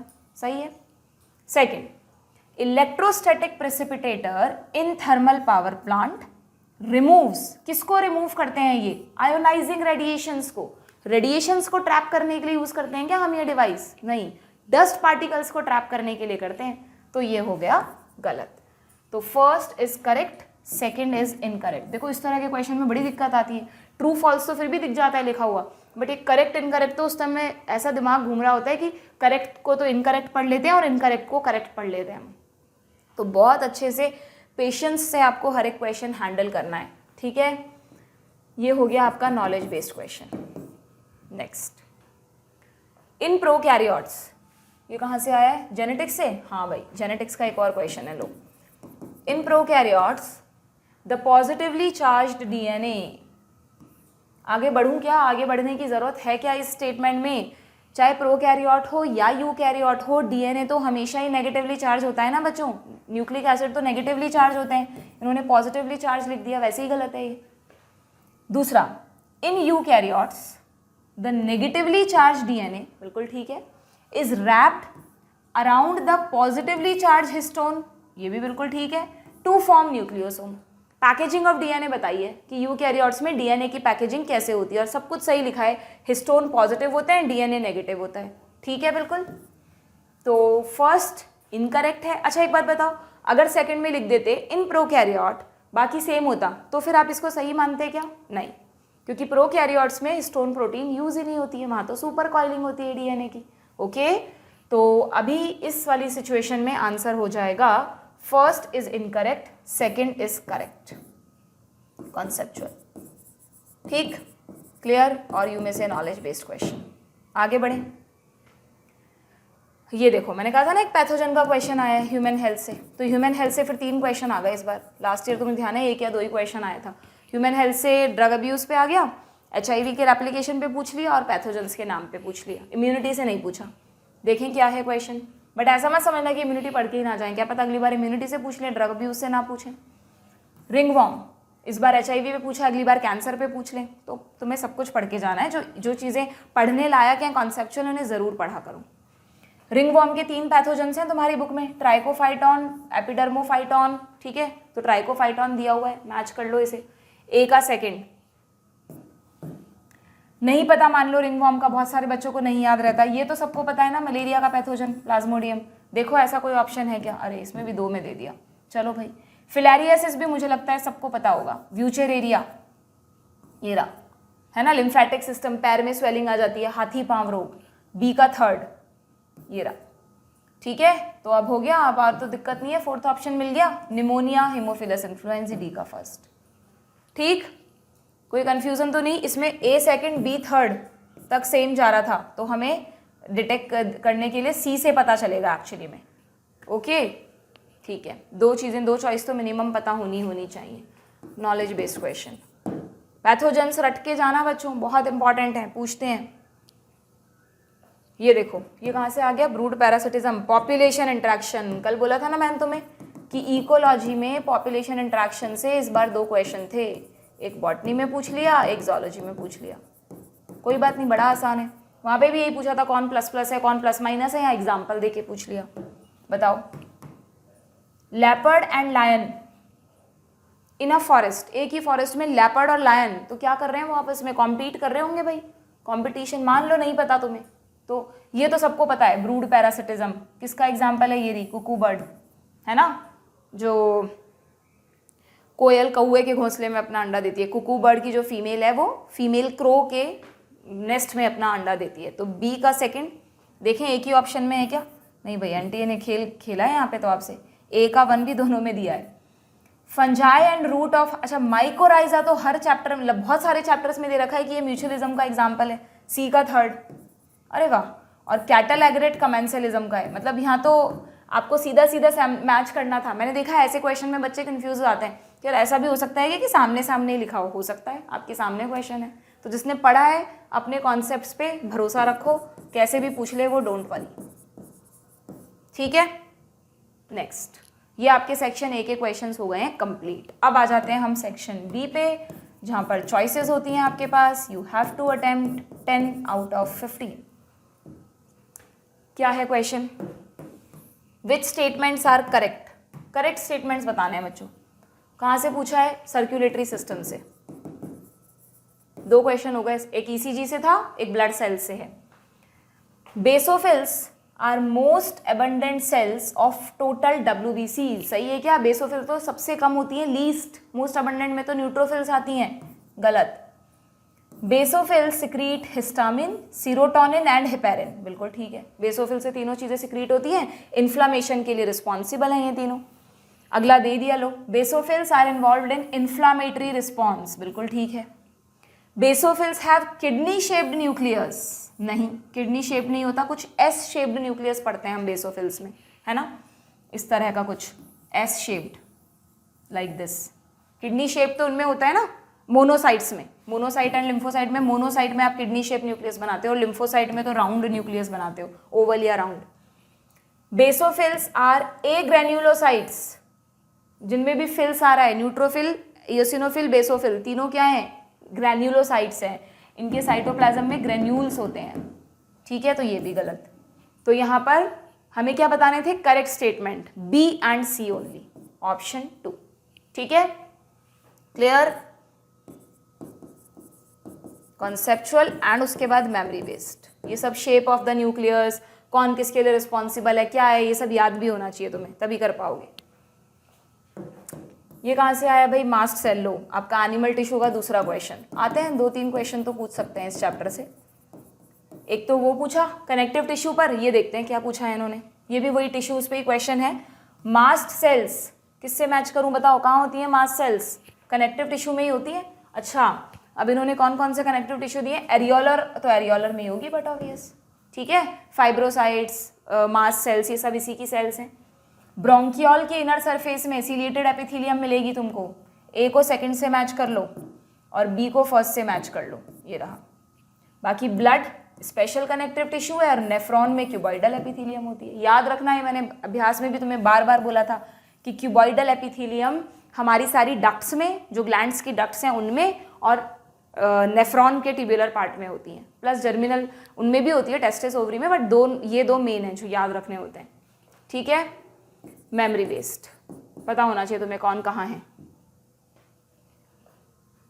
सेल डिवीजन का एक और क्वेश्चन, क्या हो गया भाई इस बार, सेल डिवीजन से भर के क्वेश्चन दिए हैं तुमको, इतने छोटे से चैप्टर में से 5 क्वेश्चन बना डाले हैं एनटीए ने। चलो भाई कोई ना, है तो बड़ा इंटरेस्टिंग चैप्टर, सेल डिवीजन तो बहुत अच्छे से पढ़ते हैं हम लोग, तो जिसने पढ़ के गया है जो, तो 5 क्वेश्चन, तो 5 2 4 20 मार्क्स यूं ही आ गए होंगे उसके, है ना। चलिए देखते हैं क्या क्वेश्चन है। Tetrad formation is seen during leptotene. Leptotene में होता है क्या टेट्राड फॉर्मेशन? पकाइटीन में हुआ था। लेप्टोटीन में तो सिर्फ धागे सुलझते हैं, क्रोमोसोम सुलझते हैं, तो ये गलत हो गया। During anaphase centromere split and chromatid separate. Anaphase बोला है, फर्स्ट सेकंड नहीं बोला, तो माइटोसिस की बात हो रही है। माइटोसिस में तो यही होता है, ठीक है। टर्मिनलाइजेशन पकाइटीन में कहाँ से होगा भाई? पकाइटीन में तो सिर्फ क्रॉसिंग ओवर हुई है ना, एक्सचेंज हुआ है। टर्मिनलाइजेशन होता है डायाकाइनेसिस में, यहाँ पे डायाकाइनेसिस होना चाहिए था, तो ये हो गया गलत। टेट्राड फॉर्मेशन होता है पैकाइटीन में, तो ये भी हो गया गलत। ये सब पता होने चाहिए तुमको बहुत अच्छे से। Nucleolus, Golgi complex and ER are reformed during telophase, सही है ना। टेलोफेज के दौरान दोबारा बनते हैं, प्रोफेज में गायब हुए थे। Crossing over takes place between sister chromatid. Sister chromatid क्या करेंगे क्रॉसिंग ओवर करके? सिस्टर क्रोमेटिड तो बिल्कुल आइडेंटिकल होते हैं, अगर यहाँ पे स्मॉल बी है तो यहाँ भी स्मॉल बी ही होता है हमेशा, रेप्लिका है तो इसकी क्रॉसिंग ओवर हमेशा होती है इन दोनों के बीच में, नॉन सिस्टर क्रोमेटिड्स के बीच में, ठीक है। तो ये हो गया गलत। आपको क्या बताने हैं? Correct statements. करेक्ट स्टेटमेंट है बी एंड डी। कहाँ है ऑप्शन? ये रहा, बी एंड डी, ठीक है। Clear? Highly conceptual question. Next पर आ जाएं। देखो मैंने कहा था ना कॉकरोच पर आया है क्वेश्चन एक, और ये रहा, ये आपसे पूछ लिया अगेन कॉकरोच एनिमल टिश्यू, मतलब कॉकरोच से ठीक है 1 से 2 क्वेश्चन एक्सपेक्ट कर सकते हो तुम इन कॉकरोच, पर रिपीट बहुत हुए हैं बच्चों इस बार क्वेश्चन, मुझे ऐसा लग रहा है। जैसे देखो ना क्रॉसिंग ओवर, एनाफेज, ये सब एनाफेज पे बॉटनी वाले सेक्शन में भी था, यहाँ दोबारा उसी सेम टॉपिक पे पूछ लिया। कॉकरोच में एक्सक्रीशन किसके थ्रू होता है? अब नॉर्मली तुम पढ़ते हो कि कॉकरोच में एक्सक्रीशन होता है मिल्फीजियन ट्यूब्यूल से, बट यहाँ थी नहीं ऑप्शन में। एनसीईआरटी में जिसने पढ़ी है ये लाइन कि कॉकरोच में एक्सक्रीशन के लिए 3 एसेसरी ऑर्गन्स और होते हैं, कौन से? यूरिकोज ग्लैंड, नेफ्रोसाइट्स और फैट बॉडी, उसे तुरंत आ जाएगा आंसर। या फिर किसी ने नहीं पढ़ा ये बट रिप्रोडक्टिव सिस्टम कॉकरोच का अच्छे से पढ़ा है, तो यू नो फैलिक ग्लैंड जो है वो मेल रिप्रोडक्टिव सिस्टम में, और कोलेट्रियल ग्लैंड जो है वो कॉकरोच के फीमेल रिप्रोडक्टिव सिस्टम में होती है, तो भी तुम्हें आ जाएगा कि ये एक्सक्रीशन के लिए नहीं है। तो एक्सक्रीशन के लिए हो जाएगा B, C and D, knowledge based. फिर सेल डिवीजन से एक और क्वेश्चन। सेल डिवीजन 6 क्वेश्चन हो गए बच्चों सेल डिवीजन से, 6 या 7। तो मतलब फिर तो 30 मार्क्स का पेपर सेल डिवीजन जैसे छोटे चैप्टर से नॉर्मली नहीं बनता भाई। इस बार क्यों बना पता नहीं। क्या पूछा है?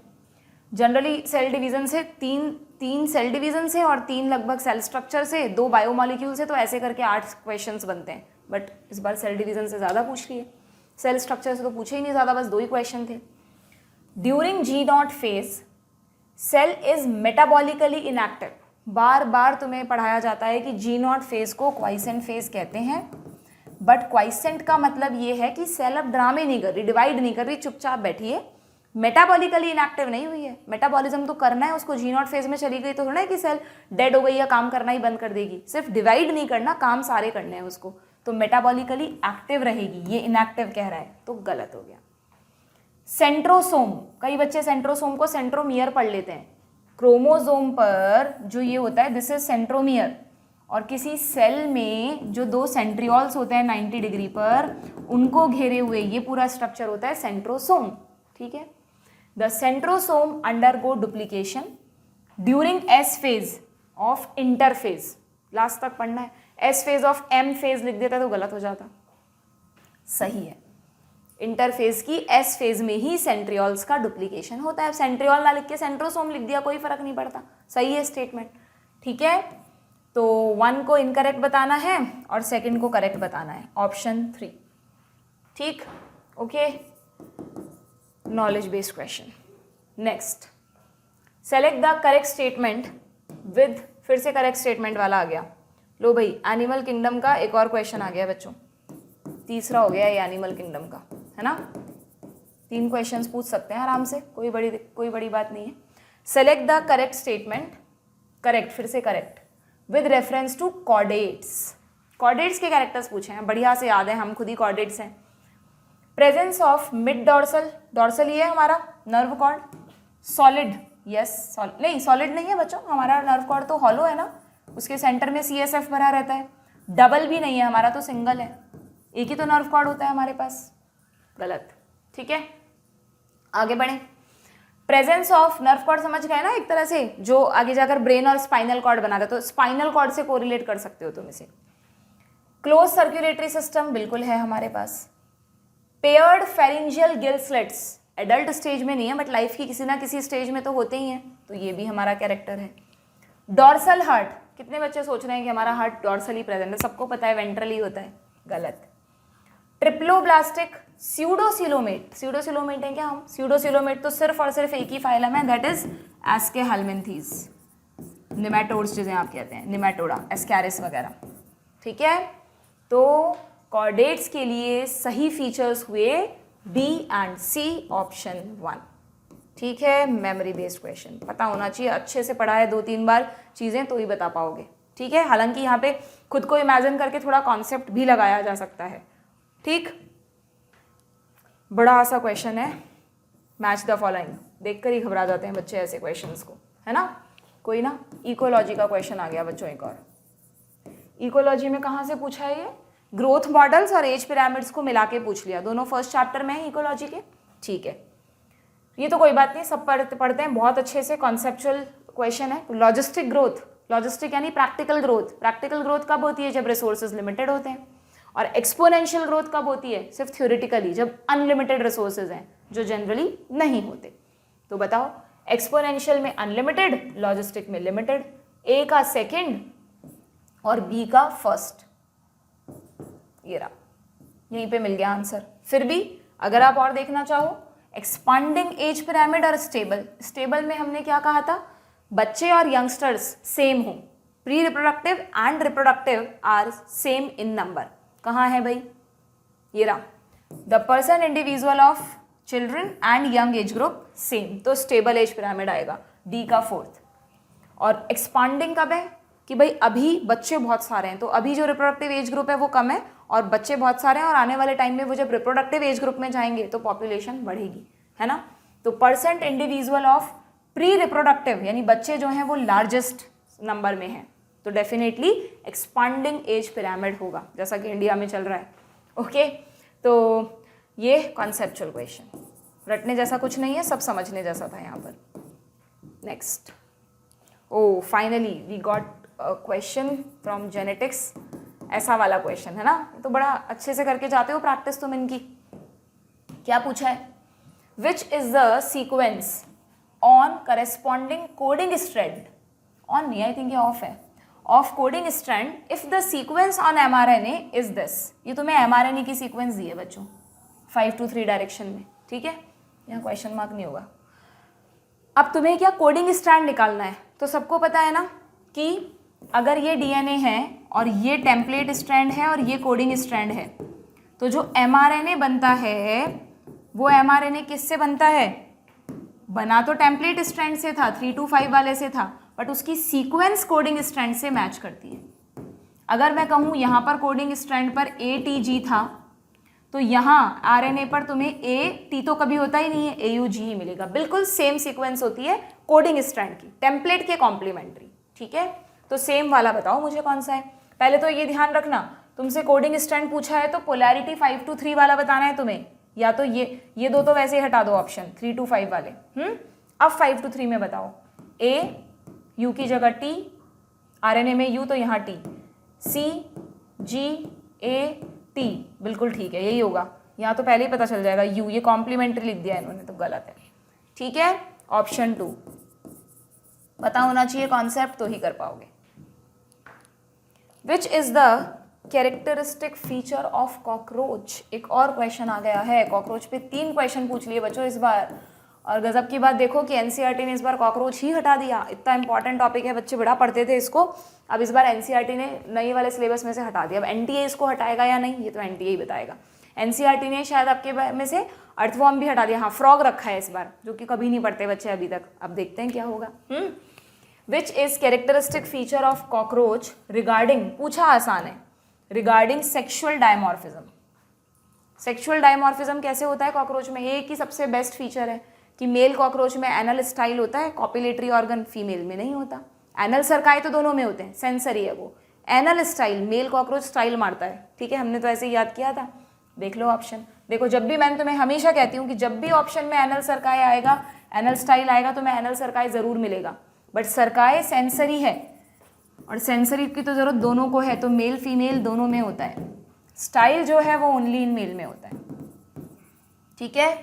ऑप्शन 1 नॉलेज, नॉलेज चाहिए इसके लिए, ठीक है। स्क्लेराइड्स किसको कहते हैं पता है क्या? कॉकरोच के जो डॉर्सल सरफेस पर कुछ प्लेट्स होती हैं और वेंट्रल पे भी प्लेट्स होती हैं, तो वेंट्रल वाले को स्टर्नाइट्स बोलते हैं, डॉर्सल वाले को टर्गाइट्स बोलते हैं, ओके। और ये तो नहीं होगा, आगे बढ़े। ये कहाँ से आया है भाई? Skeletal muscle, skeletal muscle. Locomotion and movement का एक क्वेश्चन और मिल गया, एक जॉइंट्स पे पूछा था, एक मसल्स पे पूछ लिया। क्या पूछा है? करेक्ट स्टेटमेंट बताने हैं रिगार्डिंग स्केलेटल मसल, ठीक है। देखें, muscle bundles are held together by collagenous connective tissue. बात तो सही है, जो कनेक्टिव टिश्यू की लेयर होती है कोलेजिनस लेयर, मसल बंडल्स को हेल्ड करने के लिए होती है। वो पढ़ते हो ना कि एक बड़ी मसल में बहुत सारे मसल बंडल और हर मसल बंडल के अंदर मसल सेल, ठीक है। तो ये कह रहा है कि जो मसल बंडल्स को कोलेजिनस कनेक्टिव टिश्यू ने बंद कर रखा है, they are called fascicle, they are called fascicle, muscle fascicle. आपके जो वर्ड लिखा है वो क्या लिखा है बच्चों? मसल बंडल्स को जो, हाँ यस, जो इसमें कनेक्टिव टिश्यू लेयर जो है उसको हम फेशिया कहते हैं एक्चुअली में। मसल बंडल्स को तो मसल फैसिकुला या मसल फैसिकल्स कहते हैं, बट इन्होंने देखो क्या लिखा है, थोड़ा सा कंफ्यूजिंग स्टेटमेंट है। Muscle bundles are held together by a layer called fascicle, ठीक है। तो ये मतलब मुझे थोड़ा सा इस स्टेटमेंट में ना डाउट लगा, एक बार मैं इसको क्वेश्चन मार्क लगाती हूँ, मैं बताऊंगी कैसे सॉल्व करना है इसको। अब आगे देखो, sarcoplasmic reticulum is a store house of calcium ion, तो डेफिनेटली सही है। Striated appearance of skeletal muscle is due to distribution pattern of actin and myosin, ये भी बिल्कुल ठीक है। जो स्ट्राइटेड मसल में जो हमें स्ट्राइटेड अपीयरेंस दिखती है वो एक्टिन मायोसिन की वजह से ही दिखती है। M line is considered as functional unit of contraction, बिल्कुल गलत, सबको पता है सार्कोमियर 2 जेड लाइन के बीच का डिस्टेंस होता है ना। तो डी तो डेफिनेटली गलत है, तो जिस जिस ऑप्शन में डी दिया है वो तो तुम हटा दो, वैसे ही हटा दो। अब तुम देखो यहाँ पर, अब यहाँ पर बी एंड सी ओनली भी दिया और A B and C only भी दिया है, तो ये वाला ऑप्शन अगर ये सही लग रहा है तो फिर ऑप्शन डी होना चाहिए, अगर ये गलत लग रहा है तो फिर ऑप्शन 1 होना चाहिए। बट मतलब ठीक है, अभी एनटीए के आंसर की आएगी तो हमें एग्जैक्टली पता चल जाएगा, बट अगर हम देखें तो यहाँ पर जो है वो फेशिया होना चाहिए था, क्योंकि कनेक्टिव टिश्यू लेयर को फेशिया कहते हैं, ओके। तो इसलिए ये वाले ऑप्शन को रॉन्ग में मानेंगे हम, और बी एंड सी इसका करेक्ट चॉइस होगा, तो ऑप्शन 1 यहाँ पर करेक्ट होगा, ठीक है, क्लियर। तो ये हो गया आपका अगेन कंसेप्चुअल क्वेश्चन, सारे कॉन्सेप्ट्स आपको पता होने चाहिए इसमें, प्लस थोड़ा नॉलेज बेस्ड भी है। डन, आगे बढ़े। लो, ये कहाँ से आया है? मैमल्स, एनिमल किंगडम का एक क्वेश्चन और आ गया बच्चों, बड़ा आसान है ये तो, कुछ नहीं पूछा इसमें, तो तुमसे पूछा है मैमल्स के कैरेक्टरिस्टिक फीचर्स बताओ, यूनिक वाले जो सिर्फ और सिर्फ मैमल्स में होते हैं और किसी में नहीं होते। हेयर, पिन्ना, मैमरी ग्लैंड, सही लग रहा है, फिर भी और ऑप्शन देख लो। हेयर, पिन्ना, इनडायरेक्ट डेवलपमेंट तो बिल्कुल गलत है, बहुत सारे फाइलम में होता है। मोनोकॉन्डाइलिक स्कल नहीं होता, हमारा डाइकॉन्डाइलिक है। और टिम्पैनिक मेम्ब्रेन तो औरों के पास भी है, सिर्फ हमारे पास थोड़ी ना है। तो here, pinna and mammary gland is the correct one. Pinna external ear का पार्ट, आपको पता है बर्ड्स तक सिर्फ ईयर ओपनिंग होती थी एक्सटर्नल ईयर में, पिन्ना सिर्फ मैमल्स में होता है। हेयर का एक्सोस्केलेटन मैमल्स, और मेमरी ग्लैंड तो मैमल्स में है ही, ठीक है। Knowledge, which is not an advantage of inbreeding, which is not an advantage of inbreeding, बताओ भाई इसमें से कौन सा इनब्रीडिंग का एडवांटेज नहीं है। अब देखते हैं ऑप्शंस क्या हैं। कहाँ से है क्वेश्चन? चलो एनिमल ब्रीडिंग से एक क्वेश्चन तो आया है ना, वरना प्लांट ब्रीडिंग से कोई क्वेश्चन नहीं था बॉटनी में, अच्छी बात है, वैसे भी ये चैप्टर बड़ा जोर आता है बच्चों को पढ़ने में। क्या है options? It expose harmful recessive genes, that are eliminated by selection, बिल्कुल ये एक एडवांटेज है, this is an advantage. Elimination of less desirable gene and accumulation of superior genes, yes ये भी इनब्रीडिंग का एक एडवांटेज है. इनब्रीडिंग कर करके हम हार्मफुल जीन्स को हटाते जाते हैं और सुपीरियर जीन्स को एक्यूमुलेट करते जाते हैं. It decreases the productivity of inbred population. It decreases the productivity of inbred population after continuous inbreeding. Yes, continuous inbreeding के बाद एक टाइम के बाद yield and productivity कम हो जाती है, बट ये तो इसका disadvantage है ना, एडवांटेज थोड़ी ना है. ये तो इसका सबसे बड़ा ड्रॉबैक है इनब्रीडिंग का, जिसको ओवरकम करने के लिए हमें आउट क्रॉस करना पड़ता है. ठीक है. एंड इट डिक्रीज होमोजाइगोसिटी, ये तो स्टेटमेंट ही गलत है, रॉन्ग स्टेटमेंट. तो हमें एक तरह से नॉट एन एडवांटेज यानी इनब्रीडिंग का एक डिसएडवांटेज बताना है, तो डिसएडवांटेज हो जाएगा ऑप्शन 3. थोड़ा सा लैंग्वेज में उलझाया है, बट थोड़ा सा लॉजिक लगा के करोगे तो हो जाएगा. ठीक है, आगे बढ़ें. The part of human brain that helps in regulation of, अच्छा ये आपका आ गया नर्वस सिस्टम से. लो एक और क्वेश्चन पूछ लिया तुमसे, फंक्शंस ऑफ ब्रेन से पूछा, एक आई से पूछा, एक ब्रेन के फंक्शंस पे. आसान है. वो कौन सा पार्ट है जो लिबिडो यानी sexual behaviour, excitement, pleasure, rage, fear, जितने भी इमोशंस हैं तुम्हारे उनको कंट्रोल करता है. You know that, hypothalamus. और एक और है बच्चों लिम्बिक लोब, ये रहा, सोचने की जरूरत ही नहीं है. ठीक है, पूरा का पूरा कॉन्सेप्चुअल क्वेश्चन है, आपको पता होना चाहिए कि ब्रेन का कौन सा पार्ट क्या करता है. विच आर करेक्ट, फिर स्टेटमेंट टाइप आ गया. विच आर करेक्ट, बताओ किससे पूछा है क्वेश्चन? एक्सक्रीटरी सिस्टम से. एक्सक्रीटरी सिस्टम के भी 2 हो गए, सर्कुलेटरी, नर्वस, डाइजेस्टिव, सबके 2 हो गए ना लगभग. रेस्पिरेटरी का मुझे जहाँ तक ध्यान आ रहा है वो वाइटल कैपेसिटी वाला था बस. ठीक है. An excessive loss of body fluids, किसी भी वजह से अगर हमारी बॉडी से कोई एक्सीडेंट है, किसी भी वजह से डिहाइड्रेट हो गई, बॉडी से बहुत फ्लूइड लॉस हो गया, तो ऑस्मो रिसेप्टर स्विच ऑन होते हैं कि स्विच ऑफ होते हैं? स्विच ऑन होते हैं, तो ये गलत है, इसने ऑफ लिखा है. ADH facilitate water reabsorption to prevent diuresis, बताओ. ADH एंटी डायूरेटिक हार्मोन क्या करता है? वाटर के रीएब्जॉर्प्शन को बढ़ाता है, जिससे यूरिन में वाटर लॉस ना हो और यूरिन ज़्यादा डाइल्यूट ना बने, यानी प्रिवेंट करता है ना डायूरेसिस को, इसलिए तो इसका नाम एंटी डायूरेटिक है. बिल्कुल ठीक है. ऐसे स्टेटमेंट्स अच्छे से पढ़ना, ये ADH वगैरह में बहुत कंफ्यूज होते हैं बच्चे. ठीक है. ANF वाजोडाइलेशन करता है, बिल्कुल ठीक है. चेक करता है वाजो कॉन्स्ट्रिक्ट, मतलब वो रास सिस्टम के चेक की तरह एक्ट करता है ना, रोकता है उसको. ADH दोबारा पूछ रहे हैं, causes increase in blood pressure, तुम्हें पता होना चाहिए ADH का दूसरा नाम है वैसोप्रेसिन. ब्लड वेसल्स को प्रेस करता है, कॉन्स्ट्रिक्ट करता है, तो ब्लड प्रेशर बढ़ाएगा ही बढ़ाएगा. ADH is responsible for decrease in GFR. अभी अभी बोला मैंने, ADH ब्लड वेसल्स को कॉन्स्ट्रिक्ट करेगा, कैपिलरीज कॉन्स्ट्रिक्ट होंगी तो GFR बढ़ेगा.